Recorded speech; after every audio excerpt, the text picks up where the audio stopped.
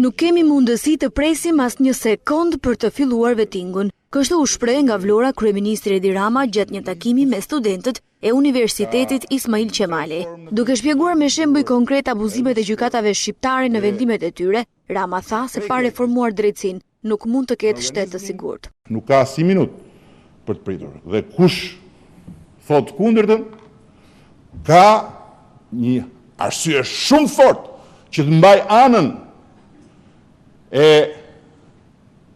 atyre që këtë sekond duhet fshien nga sistemi i drejtësisë. Reformimi i drejtësisë sipas kryeministrit është domosdoshmëri edhe për hapjen e derës së investimeve, ku veçon se gjykatat janë ato që kanë kthyer pas projektet e mëdha që kanë trokitur për Shqipërinë. E dini ju që një karburant në Luvëmare është ndaluar të shpronsohet për interes publik nga i prokuror.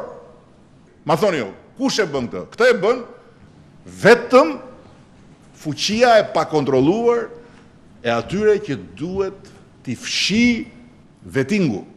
Kryeministri përbalë studentëve dhe pedagogëve u shpreh se ligji i arsimit të lartë nuk ka më vend për diskutim, vetëm për zbatim. Nuk mund të thonë dot që procesi i hyrjes në universitet lë shteg për korrupsion.